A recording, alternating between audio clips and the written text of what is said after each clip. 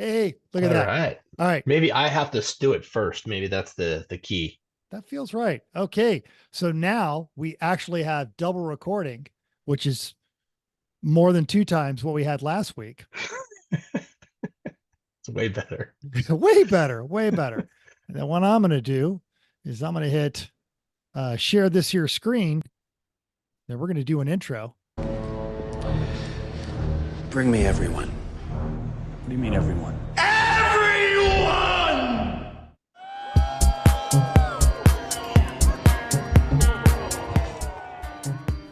Welcome to Everyone Racers, a show designed for the world of low-dollar racing and oddball car culture. It doesn't matter what kind of limit champ or lucky track dog league you run, SCCA or NASA, we don't discriminate. As long as you drive it hard and built it yourself. Join us each week for tech discussions, tips and tricks, as well as news and notes from the world of amateur endurance racing. And whether it's on the spot, hella sweet, or we're lucky enough, and Chrissy gives us just the tip, we're sure you'll giggle a little and learn even less. Everyone report to the paddock. Well, there's no Chris and there's no Chrissy, but there is a Tim. And I'm Mental. We are Everyone Racers. I'm scrolling back up real quick. Okay. And welcome to a crankshaft position sensor A circuit range performance bank 2 episode of our podcast, because it's episode 346. And as you might have already guessed, OBD2 code P0346 is camshaft position sensor error. Common causes include a faulty camshaft position sensor, or more than likely it's not plugged in from the last time you fiddled with something. Yeah. A damaged crankshaft position sensor reluctor wheel, and symptoms include the check engine like intermittent bucking or surging and decreased fuel economy with the engine stalling intermittently. Ask me how I know. Well, actually, Mental, it's episode 346 version 2, because last week we had a great interview with Eric Rude and nobody hit the record button. So No, if no. you're actually listening to this, that means we did accomplish the recording, and off we go.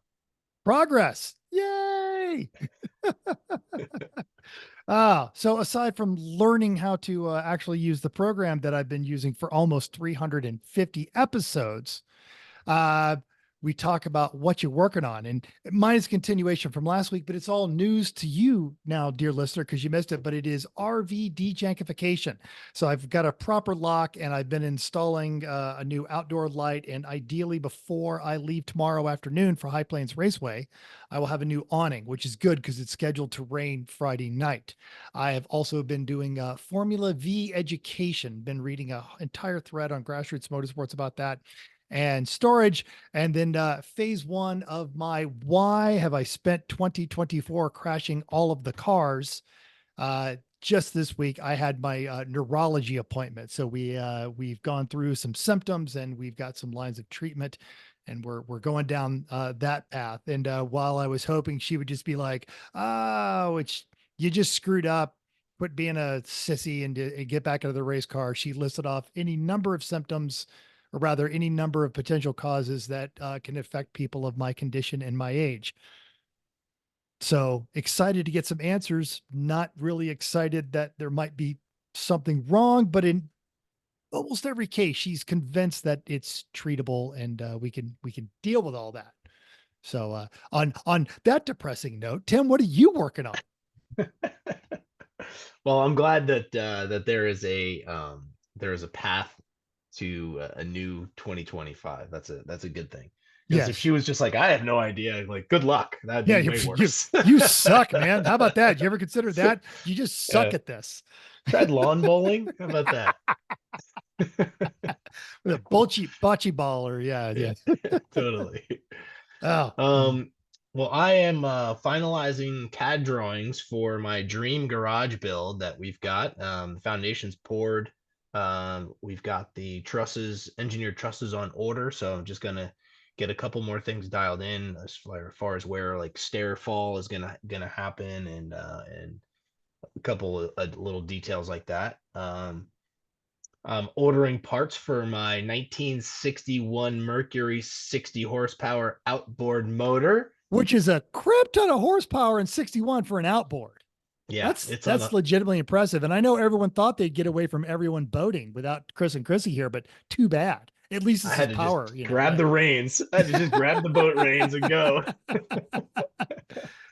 Awesome. I will be doing no sanding though. There's no sanding on my boat happening. But finding parts for a 1960 motor is really hard. So that is you need to really be committed to it. I'm like 6 Facebook groups deep right now, so we'll see. We'll see what I can figure out with that. Uh, And at then least like a Mercury, like that's a well-known one. It's not like, you know, Yeah. some fly-by-night. yeah, Who are these idiots? You know. yeah, Nice. but it's pretty. There's a lot of people that are geeked out on these motors, but most of them are in like their garage on an engine stand. They're like, oh, I've got this crazy fun antique, and I was like, no, I'm like towing somebody with skis with it. Like, it's not a garage queen. I'm using this thing. So So, what's I am curious. So what's the reaction to that? Of like, how dare you? That's a classic.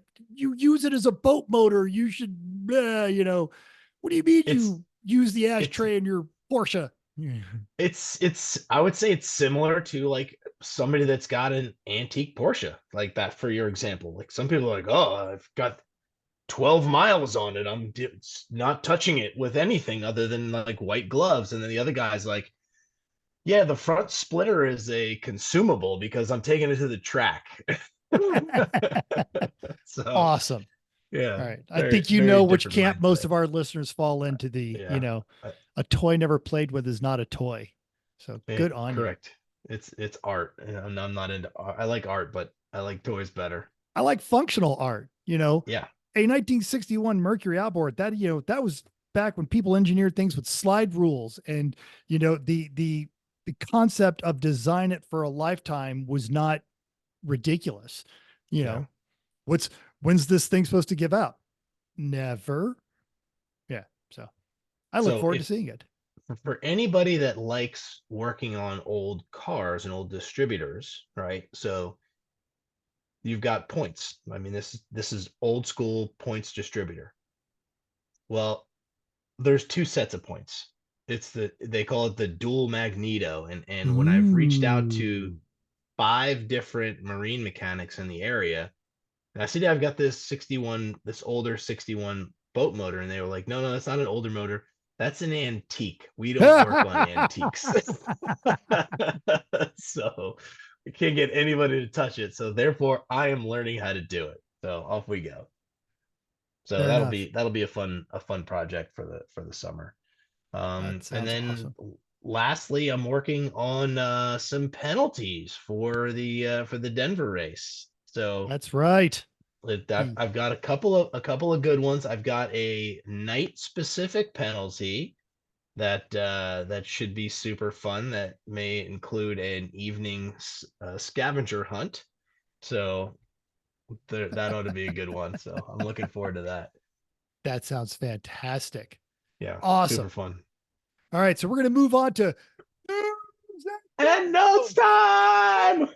speaking of functional antiques. How would you like to own and operate a piece of racing history? Well, now is your chance. The famed Willow Springs Raceway is accepting offers. Yes, the fastest road in the West is up for sale with listing agents Team Scarborough. It's located in Southern California, about an hour northeast of LA, and established with the help of legendary racer Ken Miles in 1953. This 600-acre complex has 7 racetracks, balcony autocross, skid pad, a quarter-mile autocross, drift course, Big Willow, which is the 2.5-mile road course. It's in Gran Turismo, iRacing, and a few other sim applications. Also, Horse Thief Mile, the famous mile-long road course with numerous elevation changes. I think they use that mostly for motorcycles. The kart track. I know Vera uses it for a hill climb too. Oh yeah. That's right. Yeah. That's right. They have a kart track. They have the Willow Springs Speedway quarter-mile paved oval, the streets of Willow Springs, which is a 1.8-mile road course, and then the Walt James Stadium 3/8 mile clay and paved oval. Outside of that, there are off-roading options among the 160 desert acres up the mountain. You can see the guys going up there, usually late into the evening. It's pretty cool. It is. There's admin areas, spaces for dining, catering, and gift shops, a fuel depot, thousands of gallons of tank space, a pit complex, and all the other ancillaries a running track would need. There are also water wells, which is good to have in Willow's inland desert location. For decades, it's hosted average track day for cars and motorcycles and racing schools, drift events, commercial shoots like that for the Jeep Wagoneer, movie shoots like Ford versus Ferrari. It's the famous last scene in the movie where Ken dies. Or even like in the beginning, the yeah. opening scene when he's racing the Cobra and he throws the wrench. Yep. Yeah. Great scene, by the way. It's done car launches like the 2012 Chrysler 300 SRT8, the 65 Shelby GT350R competition, the 2022 Porsche Taycan GTS. This listing advertised good. I'm good. No, Taycan. That's just how we say it. Oh, Taycan.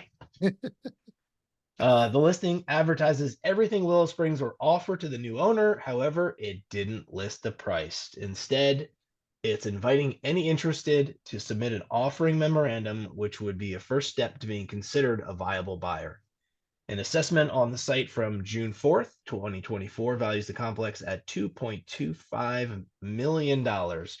Yes, the location is going to need some investment, but the stated value is less than the price of a single example of the dozen or so supercars that have debuted there the past few years, or a single family home in LA.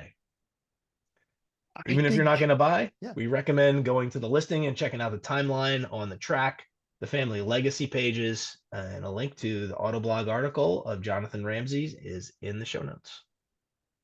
It is, and I think Dean and Jackie in our group chat have a rock solid plan for what could be known as Party Rock Springs Raceway.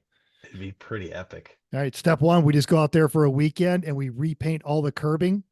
You know, instead of the red and white, it is red, purple, red, green, red, gold. Yes. Yeah, little cheetah in there every now and again. Absolutely. All right. In really, really stupid ways to die. And I love that you found this because I was going to talk about the new Mercedes driver, but this one is so much better. You've got Beverly Braga over at The Drive. Quote, do you want to know how to get to 55 miles an hour and still set a land speed record? Well, all you need is a wheelbarrow that can go more than that. Dylan Phillips' creation was clocked at 52 miles an hour in Yorkshire, Northern England. There is a picture of it if you're watching this on the YouTube. If not, of course, we've got a link in our show notes. 36-year-old mechanic from the rural Southwest Wales has built this wheelbarrow scrap scooter mashup in his shed and now owns a speed record with it. Off to Straightliners Speed Week he went. Straightliners host multiple day and weekend events throughout the year in Europe and the United Kingdom, providing affordability and access to straight line events, drag racing, motorsports, and basically anything that can go fast on wheels, which apparently includes wheelbarrows. Among the crowd of supercars, superbikes, and the super curious, Phillips broke the Guinness World Record for fastest motorized wheelbarrow. His official speed was 84.627 kph, which he managed on his final run. The previous fastest wheelbarrow was 74 kph or 46 miles per hour. Quote, I feel on top of the world, said Phillips. I mean, it's absolute nonsense, really, but it's quite a nice feeling. Adding, everyone loves it. It's so stupid. You can't help but smile when you see it. It's ridiculous and borderline foolish, but when stupid is done right, it can be one hell of a ride. And that is a motto for life, Philip. I love this. Thanks for finding this, Tim. That is a fantastic article, which of course is linked in our show notes. For those of you that are listening in, there is picture a wheelbarrow and then a motor on the front of the front wheel of the wheelbarrow, and then he's got a concoction behind it that he's kneeling on and holding the wheels, leaning forward to grab the handles Yeah. of the wheelbarrow, and then kneeling down. So his knees are like an inch and a half from the pavement, going 55 miles an hour. It looks terrifying. What concerns me is that I look at this and I'm not scared. I look at it and go, oh God, that makes my knees hurt. Because you have to do that for like a mile. Oh God, I'm getting old. Because I would So totally true. ride that thing. Totally. Oh, so true. So bonus points if somebody shows up with one this weekend for a pit vehicle. Yes. Yeah, it doesn't even have to go 50. 30'd be fine. 10. There it is. That's all we needed to do in the pits. Or if you show up one but in September, or you've got until Thanksgiving, build one for Sonoma. We will be most impressed. Yes, very much so. All right. So you poked around on Racing Junk and found something else awesome. You were like, this is like you just like doing all the great research stuff. I'm gonna just take the whole thing off and hand the show off to you for a couple weeks. I was having fun, and I found this, and I immediately had to tell Corey Dickman about it because the price is like a fraction of what he spent on that car already. And I was like, look at all of the goodies you can get on this thing. So here it is. It's a BMW 330i track car. It does have a title, but it is not street legal.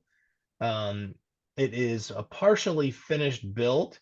It is sold as is, but it has stock cams. It's got lower lift cams for spec E46 racing.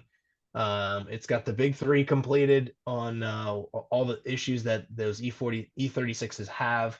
It's got Apex basket weave matte bronze wheels. It comes with a backup set of chrome wheels. It's got stock calipers, brake tech brakes. It's got OMP racing steering wheel, OMP extra large seat. It's got racing pads with silicone hoses underneath it. It's got all of the things that you want. It's got the vented hood that everyone is so sought after.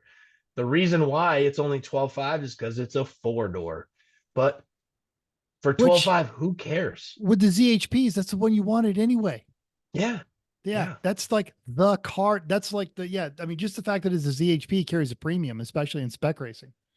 Yeah. Right. So, actually, I think some of them have been banned, but yeah, that is not a bad deal at all. And, non-op, but still a title. And it's only not street legal in Ohio. You bring it out here to the freedom part of the country, you're good to go, bruh.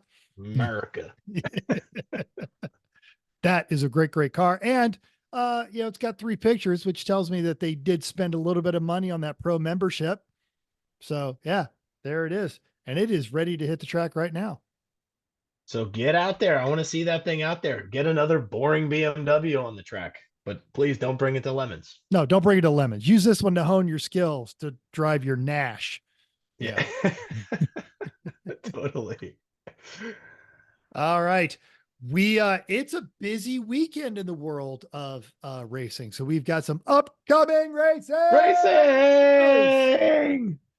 We've got the True 24 at High Plains Raceway. There are 70 cars, 15 BMW, 8 Miatas, 3 Hondas, but 3 different Hondas, an Accord, a Civic, and a CRV. That's awesome. We've got 3 Porsches, an 82 AMC Spirit, an 85 Peugeot 505S, and then we have the competition of the Chevy HHR versus the PT Cruiser. The battle you always knew you wanted, but were afraid to ask for. It will be settled. Can't wait to see those two going at it. 13 of these teams are new to Lemons, and a little nod of the cap to the Flying Burritos, who are dragging their 84 Camaro all the way from Chickamauga, Georgia. Welcome to the circus, rookies. Oh, yes, that's going to be hilarious. And you're doing it at altitude. What could possibly go wrong? So many wonderful things. This same weekend, Champ Car is going to be running their Joliet Grand Prix at Autobahn Country Club with Mike Ritter and the guys. They've got 41 cars. Only 6 of those are BMWs. Good 13 are ratio. Miatas. All right. 3 are Uh, Hondas. There are no Porsches, but we've got Daring Greatly. We know their listeners in their Cadillac. That's awesome. The follow-on mission, they've got their 78 Malibu SS. And then Battle Scarred is bringing one of their Miatas. I believe this might be the Indiana chapter. So good teams, nothing like kind of standing out car-wise, but still some good. That should be a good time. Yeah, that should be great. And then we've got the Lucky Dog Revenge of the Underdogs. It's their 7th annual Ron Cortez Memorial Race at Sonoma Raceway. There are, I think this number's grown actually. I think there's 110 cars as of Ooh. today, Yikes. up from the capped number of 80. Kathy's just going to find a way to race if you want to race. Yep. There are 31 BMWs and 21 Miatas. Half of the field. Of 100 car, half of them BMWs and Miatas. So bad. 6 Hondas, 4 Porsches, an 89 Volvo 780 Bertone, a 95 Firebird. Dear to our hearts. I knew we'd throw that one in there. Yep. And one of those Hondas, is it an Accord? Is it a CRV? Is it a Civic? No. How about an NSX? Hell yes. Oh, living the boy. life that NSX deserves. Yes, all the other NSXs absolutely. are being rubbed with diapers and put away as investment cars. This one's out there living its best life. Until it gets put in the wall with 110 cars. Possibly. Yes. So you are still shaking off the NJMP hangover, and we're going to talk about that in just a second. But 147 cars, perfect weather, all of the judges. It was Corey Dickman's birthday. It was Chrissy's birthday celebration. We'll talk about all that. Your IOE was Glue Sticks racing that Jaguar X-Type in their Dale tribute, which I think, because that Glue Sticks Jaguar has been around for a while and it hasn't finished a race. I remember seeing it back when I was living on the East Coast. And I think the key to having a questionable car figure to finish is just embrace the Dale spirit, the never going away Dale. I think Eric Rude said this is the first time they've taken checkers. Which is probably why they finally got IOE. Yes. Now your Halloween Meets Gasoline was Wrong Way Racing, Eat More Hippo, and Mazda Miata. I think we saw that one at Pitt. That's the Hungry Hippo / Cheaty Miata, which was the joke on the latest Pitt race wrap-up video featuring both of us. Mm-hmm. Yep. Your heroic fix was the Neighborinos. Was that the can't go any faster? It's a Geo. They still running that thing? Yes. Yes. That's awesome. I Got Screwed was horsing around. You happen to know the backstory on that one? I know you were racing. You weren't judging. So that one, I think that was the Honda CRX.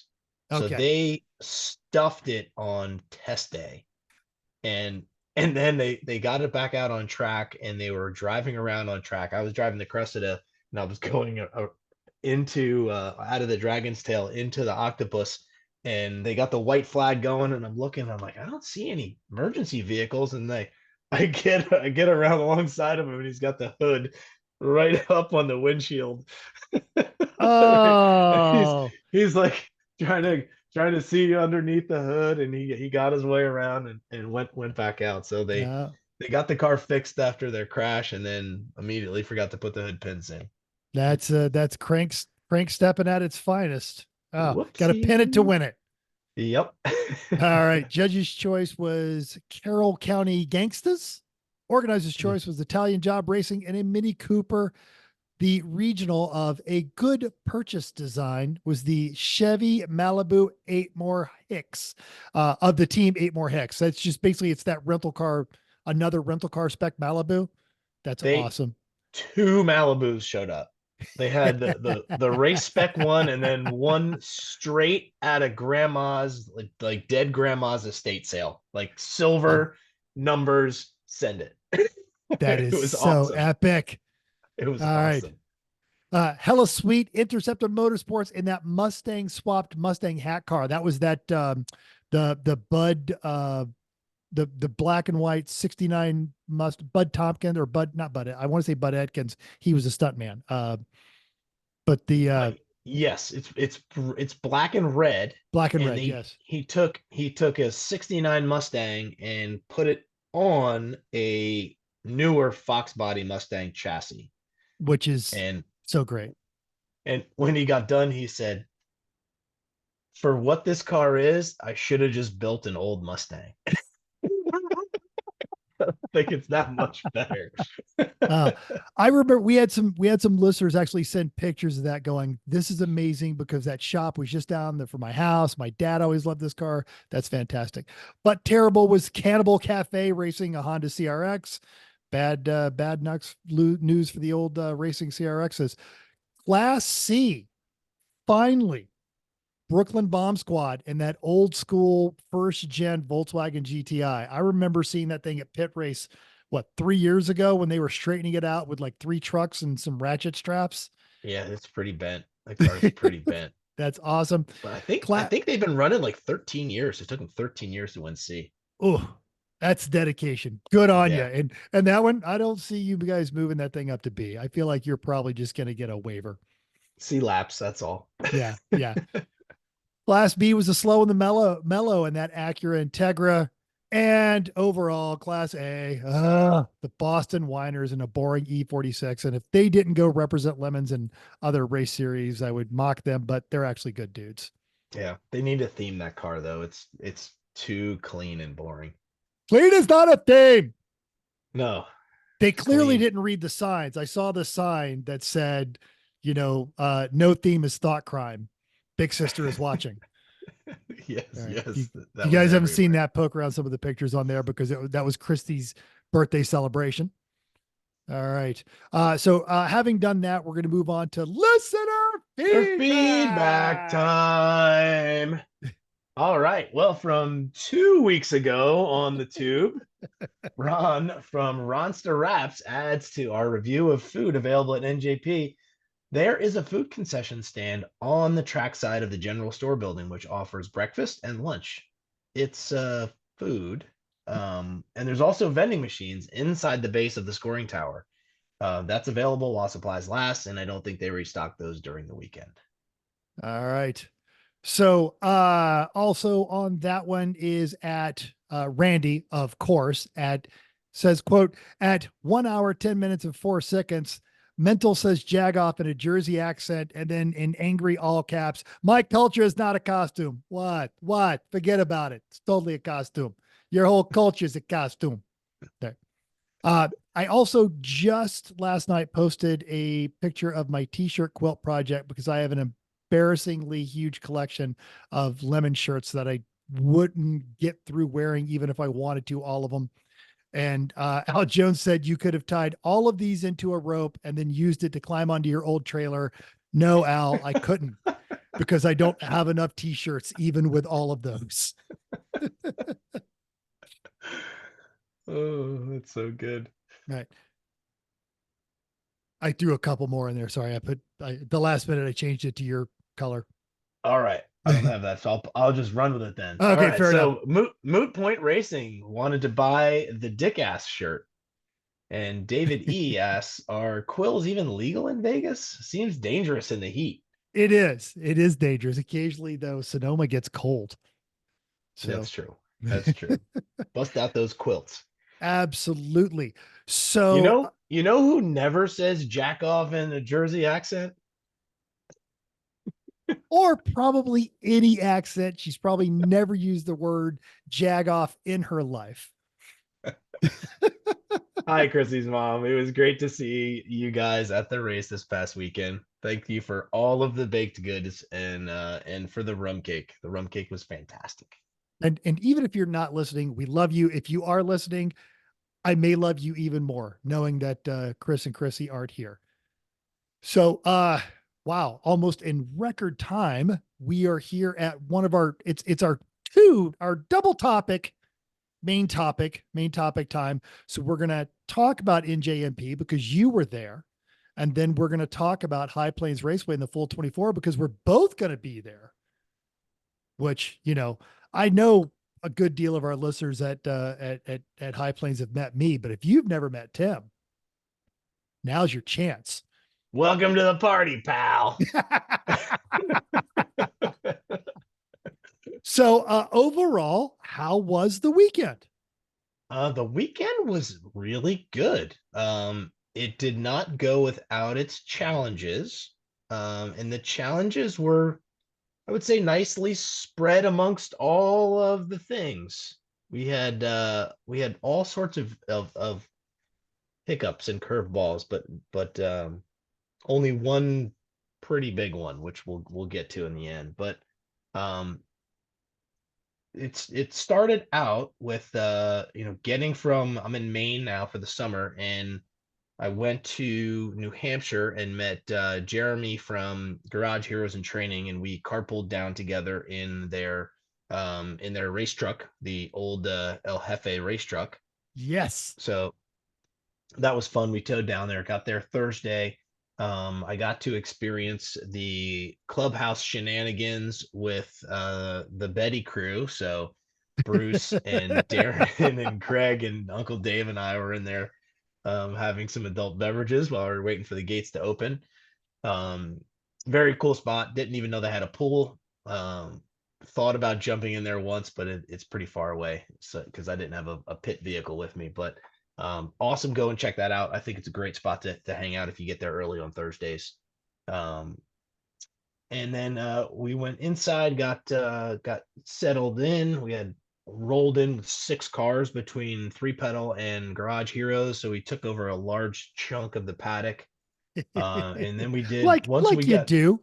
Oh man, it's like a lot. We took up a lot of the paddock. I think we had 5 garages. We had 4 or 5 garage stalls for all the cars. So it was a bunch. And instead of doing the theme on the truck, they repainted the truck. The truck's now red, with still got the panels in the back. Instead of taking the time to theme it on Thursday, we were all hot and we just cracked open a bunch of cocktails and sat around and hung out and said that's a future Tim problem. So that was super fun. Friday was test day. In the morning, we themed the truck. We did a 1984 theme for Chrissy's birthday celebration, as she was born in 84. And we did a lot of different things around that theme. It was basically, we said, anything having to do with 1984, just go with it. And we're just going to like throw all of it at the wall and see what sticks. So we did the Orwell 1984 book. We had some people dressed up as the Thought Police. We did on the side of the truck, we used it as a political banner where we had Reagan Bush 84, and we had a bunch of political comments on the side of it, kind of jabbing both sides of everything, which was super funny, but actually triggered a few people, which was pretty funny. And then Prince was there. We had David Lee Roth was there, and Eddie Van Halen. So we had a whole cast of characters. So that was super fun. So a bunch of us, 6 of us, rolled through tech at the same time. And if you've gone to Jersey, you can barely fit 4 cars in there, let alone 6. So we went in hot and heavy, and had a good time. And the Orwell 1984 book, Thought Police theme was funny. Randy Bish was standing there, and he's scratching his head, and he's like, "All right, I got to figure out, like, what are these guys doing? We're just standing there like this. Double ungood, double ungood. Not this that." And Eric, of course, was on point. Kritzler, and then Eric Rude comes over and immediately says, "Oh, I know what that is," and points it out, because of course he does. So it was that perfect theme where only a couple people get it. So that was super fun.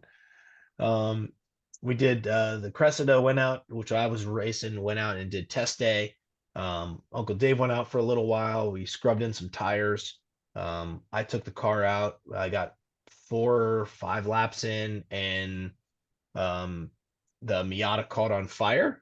So I'm driving by it, and it's the one that's got, I think they've got a 350 small block in it, but they've got Oh a yes, cutout.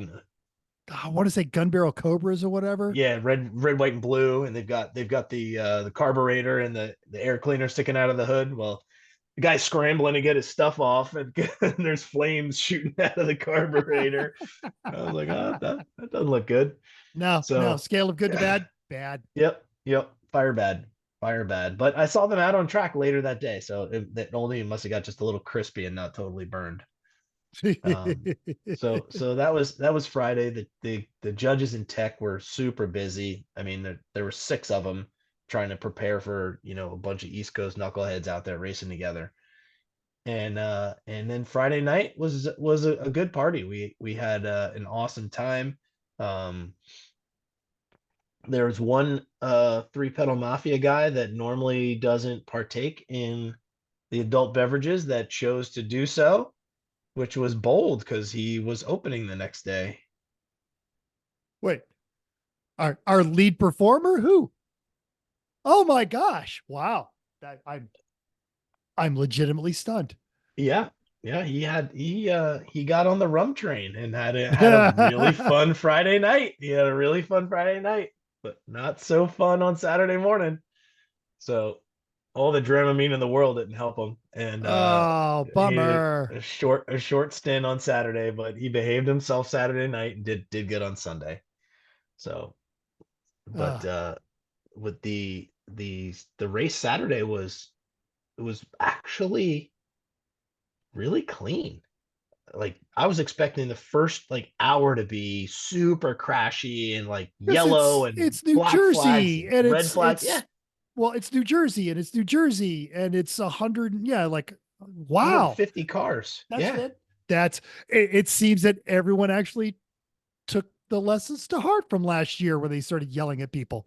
Yeah. It That's was crazy. awesome. We in the Cressy, we were trying to do just a 2-stop day, and Dave, he couldn't make it the full 240 because it was green the whole time. Wow. So it was crazy. So then I got in the Cressy, and right before I'm about to get in, Betty comes in on the hook, and Darren was in the car, and he's going into turn 1, and now turn 1 it's like 2 car widths wider, and you don't have that crazy blend line. They put kind of an exit ramp for people getting onto the track. Okay, yeah, because I've seen it in both configurations. That's awesome. Yep. And so you can scream through turn 1. Well, Darren comes hot into turn 1, and the front wheel keeps going. And, and he had a code brown moment. Didn't hit anything or anybody. Came in, and we were looking at the wheel bearing, and Chris said, looks at me and he goes, "Where did he get that wheel bearing from? The Titanic? It's like pitted and rusted. It's disgusting looking. Like, how many races has that been on there?" It reminds me of when they used to run the TR, and for every race, the one wheel was used to getting further and further out, and they would get on their group chat and be like, "Yeah, we need to order that wheel bearing," and they never did until they finally. Oh, that's great. So I got in the car. I did about an hour and 20 minutes, and started to feel a little clunk on throttle lift. So I radio it in, and Dave goes, "Well, it's either the hub's broken or the diff's going." He says, "Keep an eye on it." So then we were under full course yellow at the time. Track goes green. The clunk isn't there, and then the clunk starts to show up at high speeds too. I radio it in, and he's like, "All right, well, if it starts shaking at all, come in." So I'm like, "All right." It's like I get 2 more laps, and then I start to feel it shaking. So I came in, and we cracked the axle. So in his car, it would. Yeah. So I'm sorry, we cracked the hub. Oh, okay. Well, even that. Yeah. That's so for the Cressy. That's floats around, and Dave thinks it's a kind of a condition of the last two tracks. So that car was at Road America, Yeah. high speed, freshly paved, super grippy. And then Jersey, much higher speed than normal and super grippy. So we think it just gave up the ghost. It couldn't hold up to the new configurations that they have at those tracks. Okay. So we took the opportunity to, while we had the one corner out, if you're going to add parts, they might as well be super cheaty parts. So we put coilovers in the back. It seems reasonable to me. Yeah, sure. They're the same price as a used set of struts that are super hard to find on the other ones. So. Because it's a old Cressida. Yeah. Yep. So we put coilovers in it, and there was a concerning moment because the length of the strut on the original one, was I'll call it 30 inches, 32 inches, and the length of the strut on the coilover was about 2 3/4 inches shorter than that. Ooh, okay. So we were like, ooh, how's this gonna work? Short. But because the spring's in a different location, we're like, maybe it'll work. So we put it together, dropped it on the ground, and ride height was good. So the only thing that it affected is that there's not as much droop, there's not as much suspension droop when the car's loaded up. So therefore, well, if you're sending it around a corner, specifically a right-hander going into the Octopus, you'd lift up that rear right wheel and do like the typical hatchback, like rear wheel lockup as you're going around, and get on the gas and one wheel peel it into the Octopus. Wow. So, which is crazy. Is impressive. On You guys are 4-door car. That's crazy. Yes. Crazy. So that's fantastic though. I think we talked about he's going to double up the sway bar on that because you can't buy a bigger sway bar. So he's going to put 2 of them on the back. You basically stack them. He said you can do that. And then some stiffer springs on the front and see what happens with that. So that was super fun. Then the car went back out and ran the rest of the day on Saturday.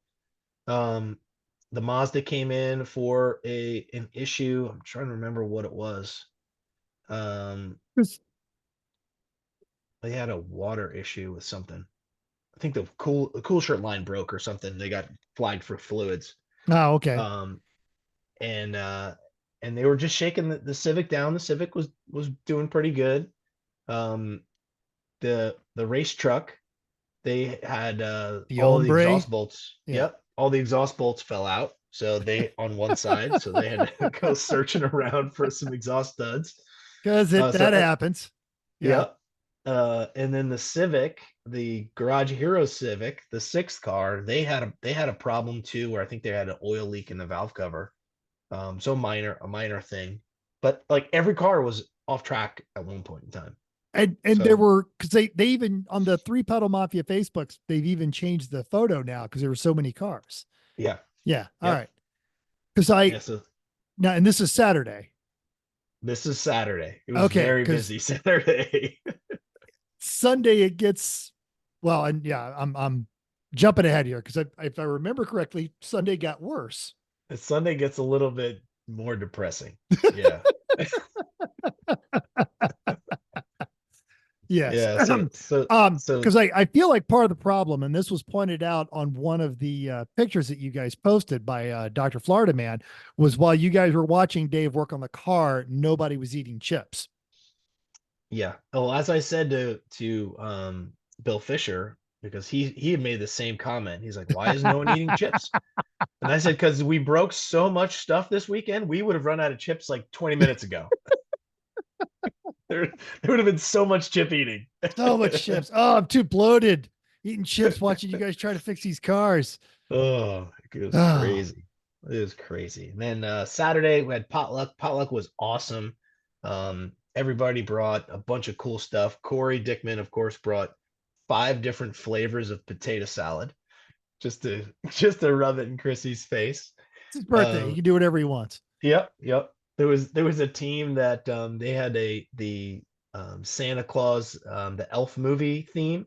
Yes. And at the on the dessert, at the end of the dessert thing, they had the pasta with M&Ms and marshmallows and maple Oh, syrup that he makes. his super, sugar Yes. salad. That's Yeah.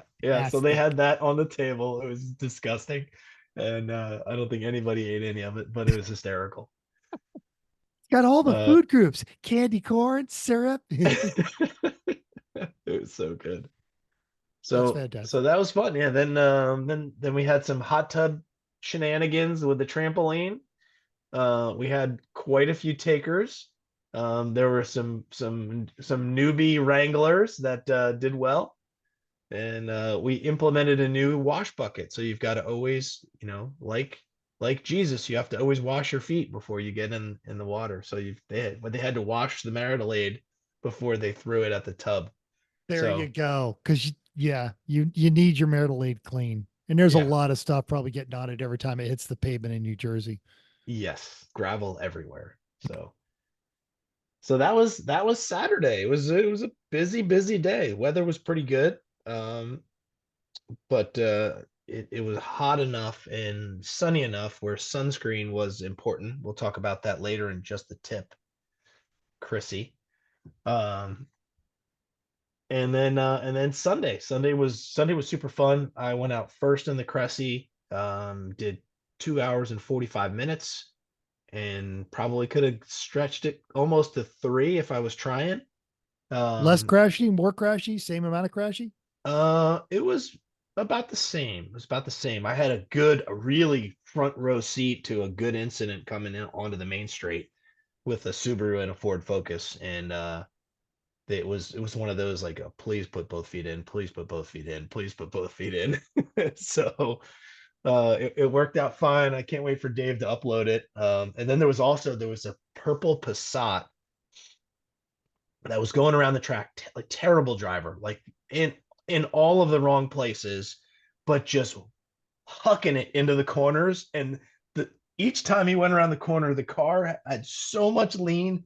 The back tire was literally 12 inches off the ground, and I was in the car laughing, and I was like, "This is hysterical to watch." Like, I hope this guy's a stunt driver and he's doing this on purpose because it's beautiful. But they were just rookies and just terrible. So there'll be some good video on that. I'll have to send that to you when he puts that up on his page. So I get done with my stint, and we get into fuel and put Steve in the car. And Tim Campbell, big tall Tim Campbell that does safety on the hot wall. He comes over to me and he goes, "Hey, you got a black flag. You guys got to go into penalty." I was like, "I have black flag when?" And he goes, "You just got it." And I was like, "What?" Like, I was in a cool down lap. How did I get a black flag? So Steve's in the car. He drives into penalty, and they were like, "Oh, we got you down for contact with the Passat. Did you make contact?" And I was like, "No, I didn't make contact. I was like I wasn't even racing. I was trying to come in a cool down lap." And I was like, "Is there paint on the car anywhere?" They're like, "No." So then they bring the Passat in, and there's no orange paint on that. So apparently there was a couple in turn 9. There were a couple of calls for door-to-door contact that weren't door-to-door just contact. bad So angles. yeah, it's pretty. And like I said, it was busy. Like it had to be really hard for the flaggers. It was busy out there, Mhm. so I could see it happening. Um, but Corey was ready to pounce when I showed up. He was ready to Finally, pounce. my time Yeah, has come. yep, totally. So, Mm. so then the rest of the carnage of the day, the Mazda was running really good until it wasn't, and oil pressure dropped. It opened the windows in the house, and hot metal bits fell out of the motor, and so much so that the plastic drip pan underneath the engine had holes in it from the hot pieces of motor that fell and landed on it and then burned and melted their way through the drip pan. Whoa. So Oh my yeah, gosh. so that's kind of crazy. Oh, Um, pour some out for the mighty, mighty Mazda 3. It has had a yeah, bad year. it had a 150 150 miles road miles, and it's done 16 races. I couldn't believe that when Chris said that. I was like, wow, it's done Yeah. 16 races already. Hmm. So that's a lot of hard life right there for that motor. So it looks like he'll know more when he tears it down, but it looks like he may have had a connecting rod bolt break, and that was what the fail was. Oof. Yikes. Well, and I did get a chance. I saw that picture and I texted Chris and Chrissy and I was like, oh goodness, it hurts my heart a little bit because like that's the reliable one.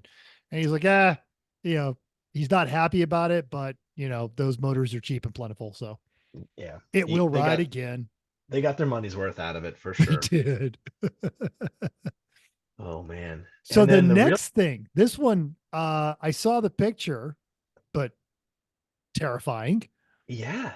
So Chris's Civic, he's running, ST43s, running a good pad, and he's out on track, and all of a sudden he has no pedal. The brakes are gone.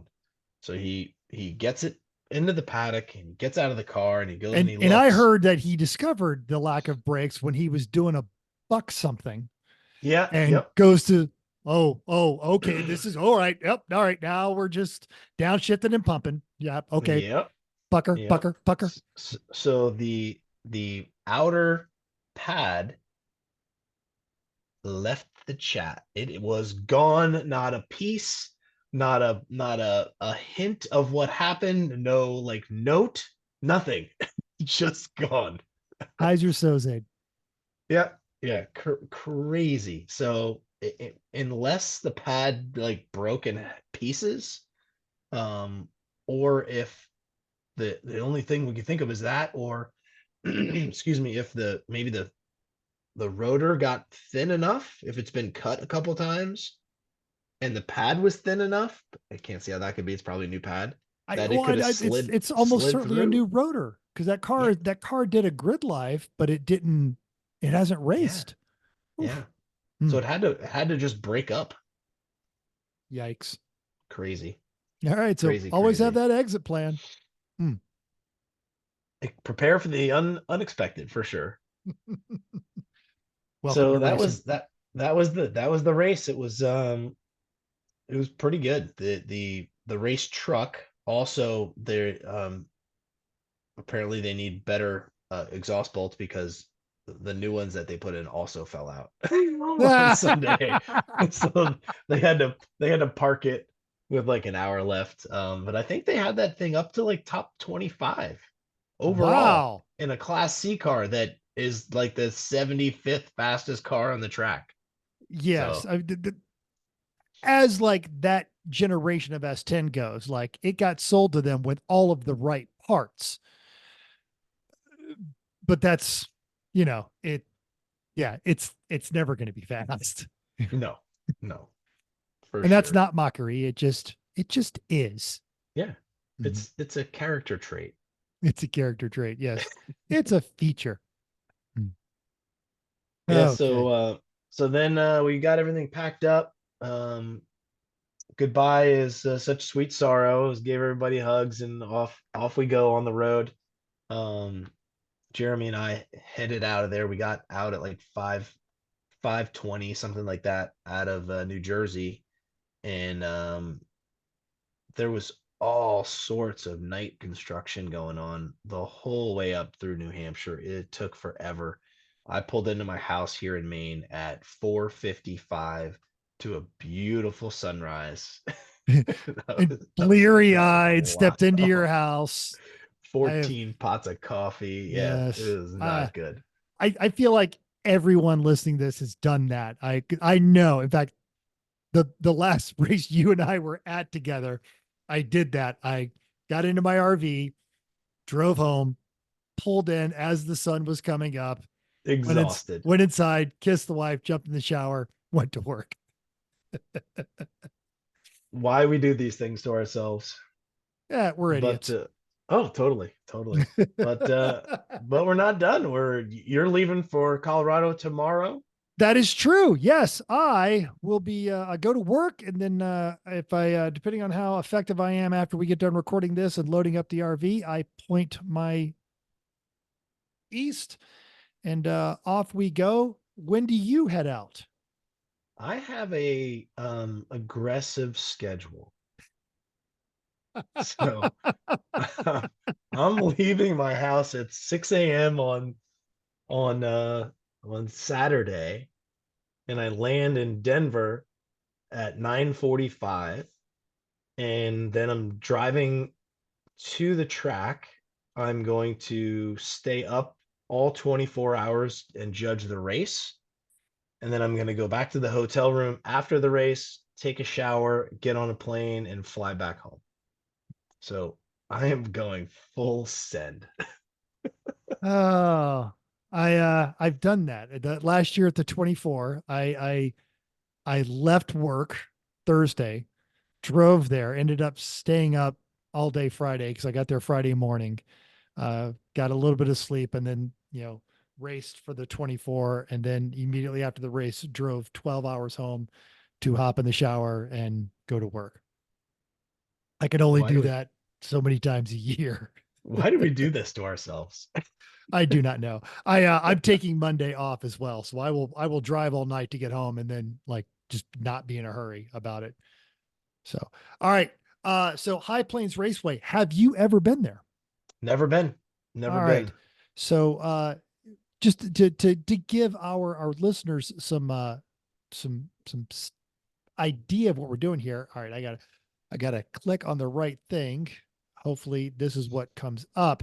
So are you seeing it? Yeah, there it is. There's the satellite map of the raceway right there. And so to give everyone an idea of where this is at, because a lot of racetracks are out in the middle of nowhere, I'm now going to scroll outwards. Just keep going there. And just stop me when you see a city or something that looks like civilization. Is that France? No. That is Denver, Colorado. So, Wow. yes. If you've never gotten there, you're going to leave Denver. You're going to drive out on 70, and you're actually, even though it's in Deer Trail, Colorado, you are going to get off the exit at Byers, Colorado, and then you are going to take a slight turn north and eventually head east for 20 miles. So you start in the middle of nowhere and then you drive out. So I maintain this is the most remote track that Lemons visits. It is more remote than Hallett, CMP. It's even more remote than Button Willow. So there's this. Now, facilities, you've got the paddock, and the grid is located behind the wall. It's on the inside of turn one, all of that. You actually, as you pull off the road, you drive around the outside of the track, and the grid is on the back side of that over there. The bathrooms, there are semi-permanent porta potties throughout the John. Then they'll also have some porta potties. Then they have 2 shower trailers. Here's the thing. So all the water at that track has to be trucked in. So they're going to ask you to be a little conservative with their water, and you really should be. They've got showers. They're not the worst. They're not the best, but just doing that one. They do have a really good snack bar there, and it will stay open, or at least it did last year for the 24-hour race. And I highly recommend their burritos. They're like made as you order them, and it's legit. So it's good food. Nearby, there is nothing. It is 18 miles to the nearest town that has one Mexican restaurant, which is great. The Los Tres Garcias in Byers. It's got a general store, which has these really good breakfast biscuits, and it's got a Sinclair gas station. That is it. That's Byers, Colorado, man. So your Wow. nearest Walmart is in Aurora, and I think that's about 50 miles away. Now, for the weekend, we can expect rain Friday night, but it's going to be 80s during the day and then 60s at night on that one. So if I can get this to work properly, we're going to go through and see if we can't do a little bit of turn by turn. Now, I have driven this track more than once, and I was actually living in Colorado when they started to build it. Oh, that's cool. Yeah, it was and what's great. So first off, the staff here absolutely loves lemons, and the guy that manages the track loves it. And we're once again, Lemons is doing 2 races this year because they really do go out of their way. It's a good staff full of folks. Your paddock, there's a lot of paved areas, and then there's a lot of not as paved areas, but usually the whole grid fits in there. So you'll go there. And if you're following along the track, the way to get on the track is a little bit backwards. There's a bit of a crossover. And let me see if I can get this to work. There it is. Nope. I just get the 1+ on this one. So you actually have to drive through the paddock towards the edge of the track, take a right turn, and then that's going to bring you around a set of bleachers that are right there. And pit road enters on the outside or the inside of outside of turn 1. And then it will you will get onto the track just before turn 2. Now turn 2, or halfway through turn 2. Turn 2 there's plenty of sight lines on this one, but it's like a nice almost 180, probably about a 160, 140 degree, or it's telling me right here, 150 degree radius, constant speed. There's some pavement differences in there. And depending on what the weather's doing, you might have to search a little bit for grip, but always look to the outside as you're coming into 2 for turns that are coming on. There is a blend line, but I don't know how aggressive they are going to be at calling that, because the interesting thing about High Plains Raceway is at night, the flaggers all become automatic. They've just got the electronic signs in the flag stations, and there's a closed circuit television. And that's how Glenn or whoever's running track operations is watching everything up there. So it's a short straightaway, and then it's a quick 90, and then not quite a 90 again for turn 3. Your first flag station that you're going to see if you enter onto the paddock is going to be on the outside to your left. It's very, very visible. It's good sight lines. Done quick and fast, this is really 1 turn. But 40. if you're in a slower car, like a Class C car, it really does become 2 turns. Yeah. It's a 45. I think that 90 is the feet of the radius. Yeah, that makes even more sense. Yeah. All right. So Yeah. you're coming into this, and then that brings you to a 2,300 foot downhill straightaway, and it's wide. So don't make a habit out of this, but if you need to get around someone, you can safely go 3 wide all the way down. And that will bring you all the way in. Now there's a turnoff, but you're not going to be doing that. It goes to the right. Build up to this one slowly, but it is on camber, and it's not as tight as you think it is. And sometimes just a downshift and a chuck in, if you've got some heat in the tires and it's not wet, you could throw it in there. If it is wet, bets are off on that one, because it depends on where the water is starting to pool. And then as you come into turn 4, it is a slight uphill. So that'll also scrub off a little speed. This is a good place to make a pass, because you've got 2,800 feet to set it up as you're coming into it.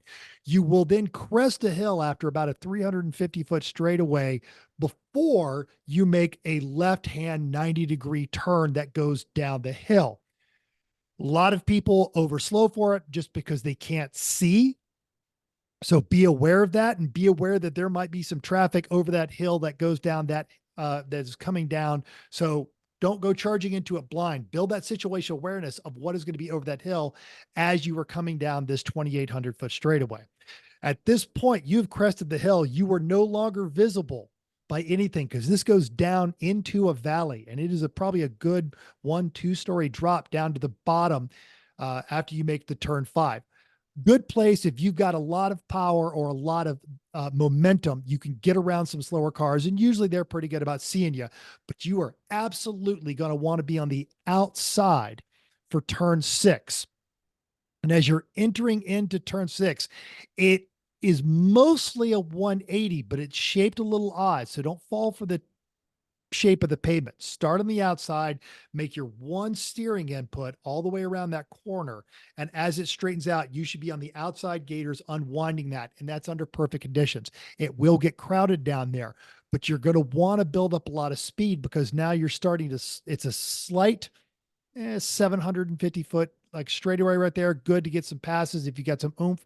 And then it's a smooth flow right not quite on camber. It's just ever so slightly off until you get to the top of it. And then it's back to being on camber where you'll crest a hill again that brings you into 8. But these are some good places. And once you've got a feel for that one, you can really, really get some grip as you're coming up. Now, the top of turn 8, the tower is a bit hard to see as you're entering. So just as you get to the top of turn 8, you really want to start craning and looking to see here what that flag is waving, because any trouble on the other side over here, and there sometimes is, this is where the Dodge truck fell on its side a couple of years ago. You're not going to be able to see it until you come hauling into it. This is a flat, very slow corner. And if there's any sort of moisture on the ground, it really, really gets slick. So take your time, be patient, get all the way through the corner, and the flag station is there on your left. And then you want to make sure that you've got a good launch coming out of that, because it is back downhill into 9A and 9B, which is just a quick jog right, a quick jog left. As you are getting into 10, it's deceptive because you're going downhill. You're going to pick up a lot of speed, and turn 10 is slightly off camber, and it will get dirty very quickly. Just the way everything washes out down there, because now you're back in the valley and you're behind the hill on the other side of the paddock. And it's a straightaway into 11. People get very stubborn going into 11 because as they exit 11, you're going up turn 12, which they even call ladder to heaven. So they are really adamant about their track position, because slightly out of position, it absolutely ruins your exit out of 11 and into 12. So just be prepared to be a little stubborn. You may have to pass on the outside.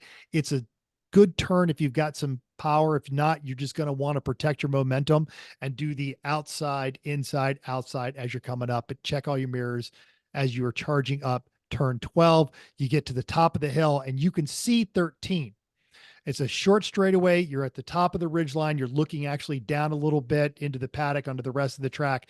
And 13 is a little more deceptive. If you remember a couple of years ago when Chris and Chrissy were judging this race on the Outlap, their podcast host took a Miata right into the mud. Didn't even finish one lap. This is where I went off right there. Just, it is a almost 90-degree left-hander, but it is downhill and you are losing traction as soon as you start making that turn. So be smooth and not only pay attention to what your car is doing, but expect other cars to slide or to take up more space than they should. It's a very short dodge into 14, which is right, and then back onto a left, which brings you onto the main straightaway. They call that one the corkscrew. It's labeled here on this map as Prairie Corkscrew. And then it is an uphill run down the straightaway. Now, as you are exiting 15, the entrance into the pits is right there on your left. Obviously, you signal as you're coming into 14, let people know, and you'll figure out the pattern in that one. And it's a good deceleration lane, but it is a pretty long pit lane. So make sure you're adhering to the speed limits. And if you've got an emergency, sometimes they'll let you kind of escape out of that, but usually you're going to have to limp it all the way back up.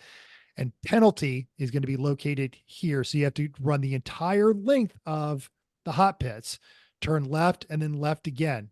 And everything backed up to pit wall is RV parking and then the carport. So this gets very, very crowded with pedestrians and bicycles and skateboards and people doing performance art. And you're going down by the snack bar. And this brown building here, Tim, is where you will be. It is the covered paddock. The snack bar is a trailer that is backed up underneath it right there.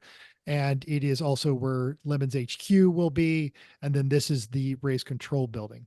And it's a good place to see if your car is coming in on the hook or anything like that. The main straightaway, very wide, good place. If you need to get out of position and pass a bunch of people, go right ahead.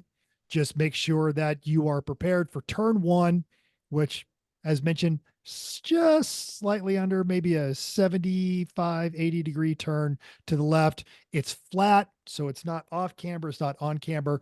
And it gives you a good opportunity to check to see who is coming down pit lane before you set up into turn 2.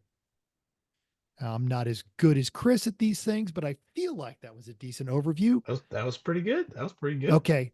And everything I've read before and I've watched a few videos just trying to get myself familiar with the track, and everybody that that I've talked to or I've listened to, I should say, they all talk about turn 10 being like that's the biter on the Yes. track Because because it is you pick up unloaded. momentum so much faster than you think you could. It's usually dirty and it's slightly off camber, and it will get you in trouble. I've charged down that hill so many times and seen a dust storm at the bottom of it, knowing that somebody just overshot it. Yeah. And yeah. And so again, bear in mind, so at night, the flag stations, they're not manned. So they have the giant screens. So black flag actually kind of looks like a white flag because they can't flash black on there. And at the end of the main straightaway, they've got one of those traffic signs, and it will have your number on there. And whoever is running race control, I believe it is Pagel, and they will begin to count how many times you ignore that sign. And then they will put it on the sign, to the great amusement of the rest of us. So always check that sign to make sure that it's not you, home slice, coming in there. And then they'll get on the PA and start telling, hey, car so-and-so, your guys ignored us now for about 20 minutes. You might want to make a phone call or, get them on the radio, see what's up, bring them into the pits. If you've got, and they'll go over all this in the driver's meeting. If you've got flashing yellow, that's a full course yellow. If you've got the yellow, and I don't know if they'll be doing it. They have done the 35 where they want everyone just doing 35 because they're doing recovery or they're running around to pick people up or deliver food or things of that nature. Their recovery crew is really good. They don't look it. They look like, oh God, these guys are going to be idiots, but they do this a lot. It's a club level track, and they are quite practiced at recovering cars. If you go off, make sure you call your team. There are one or two places where at night, if you have an electrical failure, the closed circuit cameras don't see you. So the car will sit there for a while. And a few years ago, they had somebody that actually kind of like got out of their car and walked to the freeway, then walked around to the track and said, hey, so after about an hour, I got out of the car. I know I'm not supposed to, but nobody came and got me. Poor guy. And so, yeah. And because you are 20 miles from nowhere, if it is not a moonlit night or if it is cloud, it is dark. Just so dark. So if you run a day shift, do the old Ross Bentley trick of pay attention to the perfect lap, know what the bumps feel like, know what your muscle memory of return it is, because they are going to be ruthless about the lights. Bob he wrote the rule book on it last year, and everyone was really, really happy. So no lights above a certain point. It really cut down on the dazzling in the mirrors. It was actually a lot of people were fussing when he was doing the tech inspection on it, but everyone was happy afterwards because nobody was getting blinded by the lights on that one. But you're going to have to learn to feel the track in addition to seeing it. There'll be a light tech inspection on Friday night from, I believe it's 8 to 9:30. Yes. And there's a certain distance they'll put the car from the wall. I think it's 25 feet. He has it taped out. He has a board, and if your lights go above the mark on that board, you fail. Come try it again. And so, and don't think that you're just going to tape over your lights, and then when it gets dark, pull the tape off the lights. They will black flag you like that. So, I would love to see you on that one. That is absolute dickery. Yes. So let me see if I get this straight. You passed the tech and then you ignored, because there was a couple of teams that had like the high pointed lights on there. And last year he threatened them with, if those lights get turned on, I'm going to hammer you. And they did not turn those on. So yeah, it was. Don't think for a second I won't show up to the side of your car with a flashlight in your face. 4,000 lumens in your face. There you go. Yeah. Why do you think you're here? One of those you could buy it on TV flashlights. Yeah. Burn paper with it. All right. And as always, we will have a link to the track's website and the map that I just talked through in our show notes. So thank you for joining us, all of that one. I'm going to go through this, but Eric, I want you to join in because we did this last week, but there's only 3 people that know we talked about this, just the tip. But we're going to talk about it's summertime, and we're going to talk about dehydration again because it's summertime and you're racing a car. Now, dehydration is defined medically as when you use or lose more fluid than you take in, and your body doesn't have enough water and other fluids to carry out its normal functions. If you do not replace those fluids, you will get dehydrated. Now, in the summertime, you already know that you can sweat more than you can take in while you're drinking water. Add to that, that if you're going to be at high plains, you are now at altitude. You are almost at 5,000 feet. Altitude exacerbates dehydration because it pulls water out of your skin, and you are in the high plains, which is a dry part of the country and will also pull the water out of your skins. Your symptoms: extreme thirst, less frequent urination, dark colored urine, fatigue, dizziness, confusion. The last 3 of those things you absolutely do not want operating a race car at night. So, as I mentioned, at High Plains Raceway, it's going to be 80s during the day. You're going to be more dehydrated than you think you are because you're not going to be sweating that much because it's actually going to do what it's supposed to. It's not very humid there, but it's going to suck that water out of your body. When it's humid, you actually run a higher risk of this because you're getting hotter because it's not going to work. You're actually going to be able to maintain your body temperature. Just understand you're sacrificing hydration to do it. And you want to stay on top of those fluids during the day. It's going to be aggravated. Any dehydration can be aggravated by strenuous exercise. I don't know, wearing a fireproof suit for 24 straight hours, being on a high starch and protein diet, i.e. you've eaten nothing but burritos and beef jerky for the last 3 days, and alcohol consumption, which right up until the start of the race, a lot of people are going to be doing. And having been there on a Friday, it's going to happen. So also recognize that at altitude, alcohol can hit you faster than you think it can. Oh man, I can drink all this many beers when I'm back home. Why am I drunk now? Well, dude, you're high. Yeah. But The altitude hangover is real too. So if 100%. it doesn't get you on the way in, it'll get you on the way out. Yes. All right. So stay on top of all that stuff. Remember, sodas and coffee that you'll be pounding all night, those will also aggravate your dehydration. So stay on top of that. Listen to whoever gives you the safety briefing Saturday morning. Drink water. Actually, don't even wait till the safety briefing Saturday morning. Start drinking water Friday night. Just stay on top of that. If you're partaking Friday night and you're drinking alcohol beverage about every second or third beer, go ahead and just chug a bottle of water. It just keeps you safe, man. But Tim, you've also got some rock solid advice on this.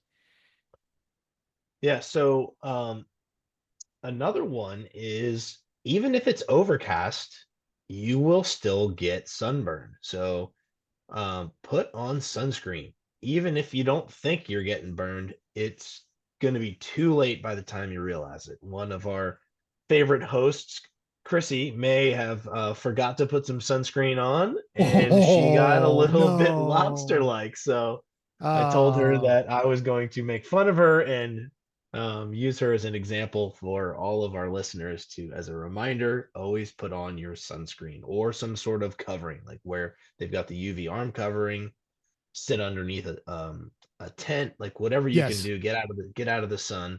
It'll only make your life better. The worst sunburn I ever got in my life was actually when I was in college. I went to Colorado for a football game at the Air Force Academy, and I was wearing a hat. It was only, I'd say 75, 80 degrees, but we kept looking up, and I actually scabbed my forehead, not wearing sunscreen. And you can see right where the ball cap had stopped because I got so sunburned, because you are that much closer to the sun, and you will get sunburned in Colorado faster than you think you will. So yeah, just look after yourselves, wear that sunscreen. Yeah. And if you have friends that like to play pranks, check your sunscreen and make sure it's not white paint before you lather it all over your face. Oh God. Now I'm going to have to lock my sunscreen up around you guys. That's That sounds awful. Don't do that. Just don't It's- do that. Don't do that, please. If you're gonna do it, at least make it pink paint. There you go. Because then they recognize immediately that it's pink paint and Yes. go wash it off and put on some sunscreen. Oh, all right. Tim, what are we going to do next week? Well, we're gonna talk about what happened so wonderfully at High Plains for sure. Yes. And I don't know, I'm sure we'll come up with something else. Maybe we'll talk about garages or something exciting. Ooh, I like it. Yes. All right. We know we're going to talk about dream garages. We're just not sure when. Hopefully we can do it. Yeah, next week. All right. I think we're done with this topic. Tim, again, you have been stepping up. I really, really appreciate it. We hope you're enjoying Tim as much as we're enjoying Tim. And if you're not, well, we can't be friends because Tim is awesome. So, thanks for being there. Thanks for having or looking after everybody. And I will see you in 2 days when you are jet lagged bright and early. I think my RV is going to be nearby. So if you just need to go get a power lap, yeah, let me know, man. We'll be, I appreciate that. We'll be Thank right you. there And on that one. And enjoy the time away, Chris and Chrissy. And you guys are gonna have an awesome trip. So enjoy France. All right. Hey, everybody, thanks for downloading us. Hope you enjoyed this week's edition of Everyone Racers, and we hope that you're going to join us in the world of driving, racing, and building because everyone can be a racer, even you. And if you've enjoyed this podcast, subscribe. It's totally free. Then go over to iTunes and leave us a 5-star rating. I think it's been a year since we've had a 5-star rating. Even if you hate us, just give us the 5 stars and tell us why. And then come to me at a race and say, I grudgingly gave you 5 stars, even though you suck. You owe me a beer and I will give you the beer. If you've got questions, you've got show ideas, you drop us a comment on our Facebook page at Everyone Racers. Email us everyone.racers@gmail.com. Unless you are an Instagram influencer and you want to talk about our search engine optimization, I don't care. Stop it. You can still text me at 484-243-0455. Send me those pictures of your junk. Find us on Instagram at everyone.racers, YouTube and Facebook, of course, and even Reddit, which I promise I'm going to update our Reddit thread at /E1R. Thanks again. Until next week, keep the shiny side up, especially if you're racing at High Plains Raceway, because it is so very, very dark. And we're going to want you to keep those wheels down.